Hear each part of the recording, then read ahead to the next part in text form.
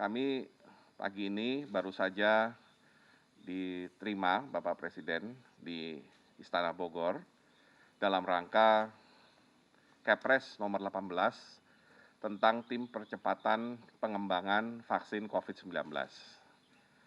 Di dalam rapat terbatas tersebut, Bapak Presiden memberikan arahan agar tim segera bekerja cepat, terutama untuk pengembangan bibit vaksin merah putih, di mana bibit vaksin itu diteliti dan dikembangkan oleh institusi di dalam negeri.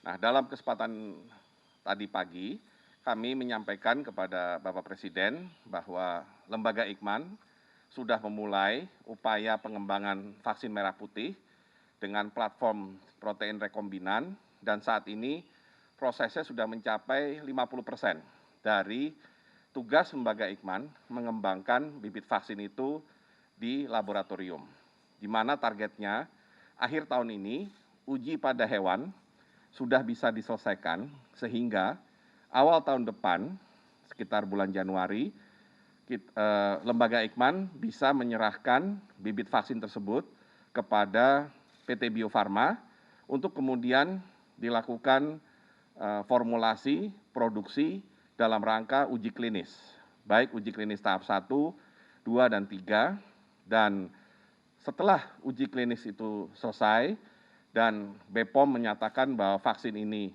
aman untuk digunakan dan cocok untuk menjaga daya tahan tubuh terhadap COVID-19, maka akan dilakukan produksi dalam jumlah massal oleh PT Bio Farma juga. Nah, perkiraannya di triwulan keempat 2021 kita bisa memproduksi dalam jumlah besar dan nantinya akan melengkapi vaksin COVID-19 yang awalnya akan didatangkan dari kerjasama dengan pihak luar, terutama dengan Sinovac, China, dan dengan G42 yang berasal dari United Arab Emirates.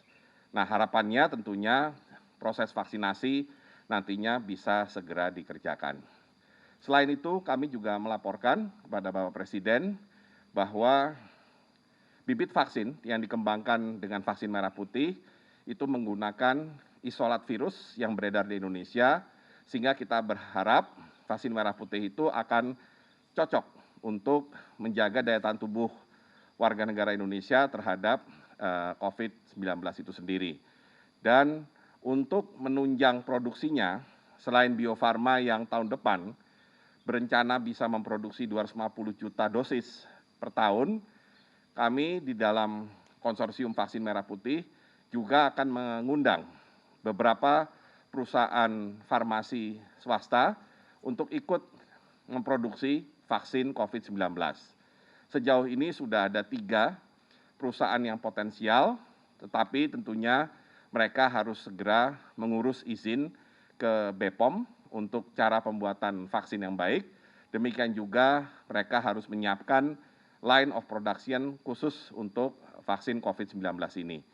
Dengan tambahan dari swasta tersebut, kita harapkan Indonesia mempunyai kemandirian di dalam penyediaan dan pengembangan vaksin COVID-19 ini, dan yang harus diperhatikan juga dari penelitian di tahap awal, ada kemungkinan pemberian vaksin ini bisa lebih dari sekali untuk setiap individu.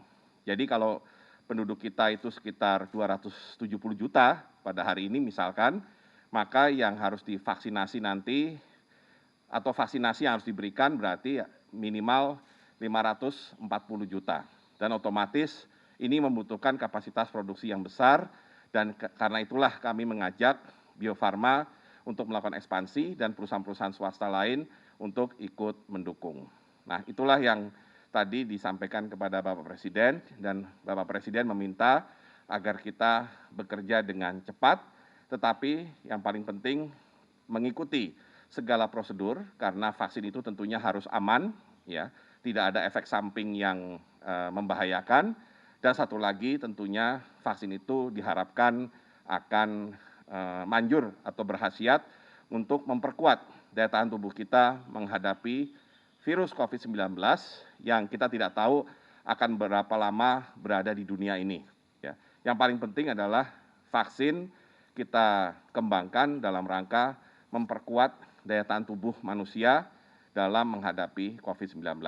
Demikian yang bisa kami laporkan pada kesempatan kali ini, di mana pada rapat tadi komite atau tim percepatan penanggulangan vaksin diwakili oleh saya sendiri selaku ketua atau penanggung jawab, kemudian 2 wakil ketua, Bapak Menteri Kesehatan dan Bapak Menteri BUMN, serta Ketua Pelaksana Harian, Prof. Ali Gufron, dan juga Prof. Amin Subandrio, selaku Kepala Lembaga Biologi Molekuler Eijkman, dan Ibu Penny, selaku Kepala BPOM yang nantinya akan mengawal proses uji klinis dari awal.